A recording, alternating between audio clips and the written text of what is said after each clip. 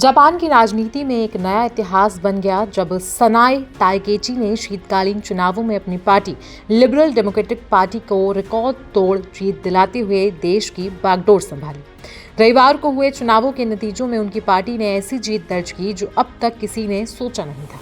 सरकारी channel NHK के शुरुआती आंकड़ों के मुताबिक एलडीपी ने 465 सदस्यीय निचले सदन में 316 सीटें हासिल की, जबकि सरकार बनाने के लिए सिर्फ और सिर्फ 261 सीटों की जरूरत थी।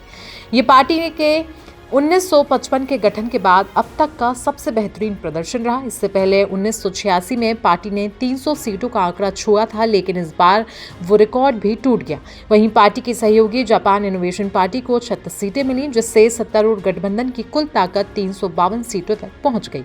इस शानदार जीत के बाद अब ताकाइची सरकार के लिए करों में कटौती और रक्षा बजट बढ़ाने जैसे फैसले लेना आसान हो जाएगा। हालांकि इन वादों को लेकर वित्तीय बाजारों में थोड़ी चिंता देखी जा रही है। सरकार का जोर चीन के बढ़ते प्रभाव का मुकाबला करने और देश की सैन्य ताकत बढ़ाने पर होगा। बता दें कि सनाए ताकाइची का पीएम बनना अपने आप में ऐतिहासिक है। वो जापान की पहली महिला प्रधानमंत्री हैं और लिबरल डेमोक्रेटिक पार्टी की अध्यक्ष बनने वाली भी पहली महिला नेता हैं। उनकी जीत को जापान की राजनीति में एक बड़े बदलाव के तौर पर देखा जा रहा है। इस बीच अमेरिकी राष्ट्रपति डोनाल्ड ट्रंप ने भी ताकाइची को उनकी चुनावी जीत पर बधाई दी। सोशल मीडिया प्लेटफॉर्म पर उन्हें एक मजबूत और लोकप्रिय नेता बताया और कहा कि ताकत के जरिए शांति की उनकी नीति को लागू करने में वो पूरी तरह सफल हों, ऐसी उनकी कामना है। ट्रंप ने यह भी कहा कि ताकाइची का समर्थन करना उनके लिए सम्मान की बात है और चुनाव कराने का उनका फैसला बेहद दूरदर्शी साबित हुआ। बात करें सनाए ताकाइची की तो उनका सफर भी काफी दिलचस्प रहा। 1961 में नारा प्रांत में जन्मी ताकाइची एक साधारण परिवार से आती हैं। उनके पिता ऑफिस में नौकरी करते थे और माँ पुलिस अधिकारी थी। उन्होंने कोबे विश्वविद्यालय से पढ़ाई की। राजनीति में आने से पहले वो कुछ समय तक टीवी होस्ट भी रह चुकी हैं। बहुत कम लोग जानते हैं कि युवावस्था में वो एक हैवी मेटल बैंड में ड्रम बजाया करती थी और आयरन मेडन व डीप पर्पल जैसे रॉक बैंड उनकी पसंद रहे हैं।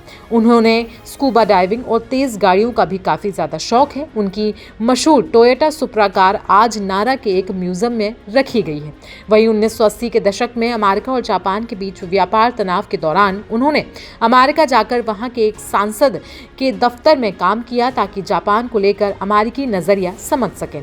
इसी अनुभव ने उन्हें ये सोचने पर मजबूर किया कि जापान को अंतर्राष्ट्रीय स्तर पर अपनी रक्षा नीति को और मजबूत करने की जरूरत है। ताकाइची ने 1992 में पहली बार चुनाव लड़ा, लेकिन उस टाइम वो हार गई। अगले ही साल उन्होंने जीत दर्ज की और 1996 में एलडीपी में शामिल हो गए।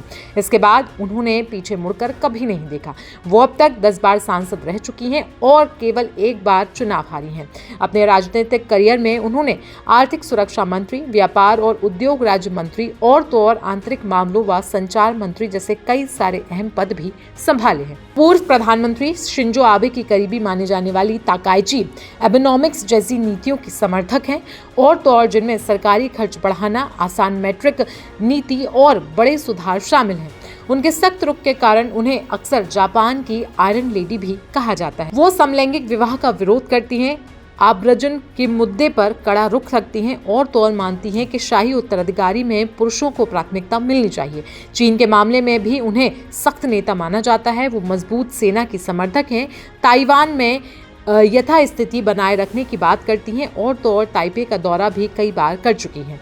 बता दें कि पार्टी नेतृत्व के लिए ताकाइची को कई बार कोशिश करनी पड़ी। 2021 और 2024 में उन्हें हार का सामना करना पड़ा, लेकिन आखिरकार तीसरी कोशिश में उन्होंने बाजी मार ली और संसद ने उन्हें जापान की पीएम के रूप में भी मंजूरी दे दी। ताकाइची की ये जीत साफ संदेश देती है कि जापान में फिलहाल रूढ़िवादी और दक्षिणपंथी राजनीति को जनता का मजबूत समर्थन मिल रहा है और आने वाले समय में देश की नीतियां और ज्यादा सख्त और निर्णायक हो सकती हैं।